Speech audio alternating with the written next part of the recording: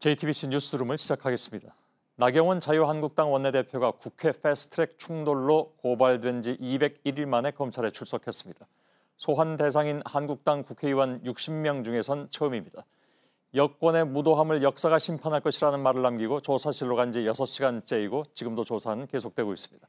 먼저 서울 남부지방검찰청에 나가 있는 취재기자를 연결하겠습니다. 홍지용 기자가 연결되어 있습니다. 자, 조사 시간은 길어지고 있다고 봐야 될까요? 네, 그렇습니다. 나경원 원내대표는 오늘 오후 2시부터 검찰에 나와서 검찰청에서 지금까지 조사를 계속 받고 있습니다. 당 변호인단이나 별도의 반박 자료를 가지고 가는 모습은 보이지 않고 있습니다. 하지만 나경원 원내대표가 한국당 원내 활동의 대표자인 만큼 고발된 혐의를 모두 조사하려면 시간이 더 걸릴 것으로 보입니다. 예. 자, 취재진 앞에서 자유민주주의를 지켜내겠다는 발언을 했다고 들었습니다. 어떤 맥락인지 알 수는 있을 것 같은데 좀 설명을 해주시죠.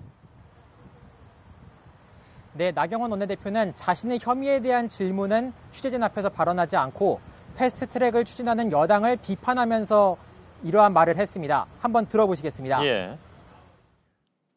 공수처와 연동형 비례대표제를 통한 권력을 장악하려는 여권의 무도함에 대해서 역사는 똑똑히 기억하고 심판할 것입니다.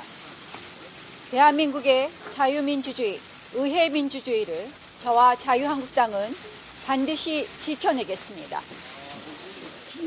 최이버 의원 감금하게 직접 지시하셨습니까? 오늘 진술 법권 행사할 텐가? 예. 현재 검찰의 조사는 어떤 내용인가요?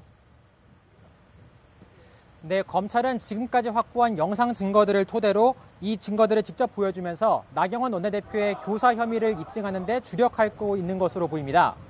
나 원내대표는 다른 한국당 의원들에게 사개특위와 정개특위 회의를 방해하도록 지시한 혐의, 또 최이배 의원의 감금하라고 지시한 혐의 등을 받고 있습니다.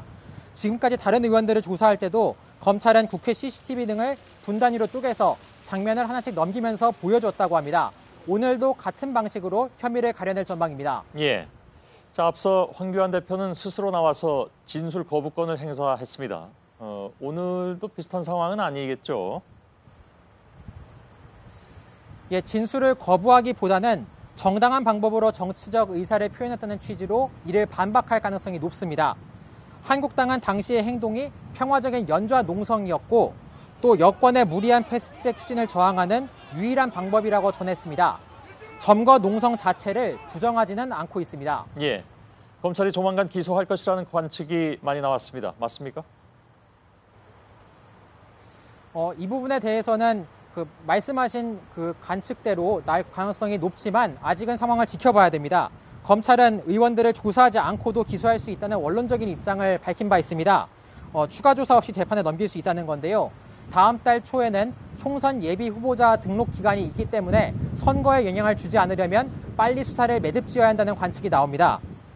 다만 충돌의 시작점인 사보임에 대한 수사가 관건입니다. 검찰은 최근 국회법 사보임 규정에 대해서 문희상 국회의장실에 이 규정들에 대한 정확한 해석을 요청했다고 합니다. 이 내용을 오늘의 수사 결과와 함께 종합해서 수사에 대한 결론을 내릴 것으로 보입니다. 알겠습니다. 홍지용 기자가 현장에서 전해드렸습니다.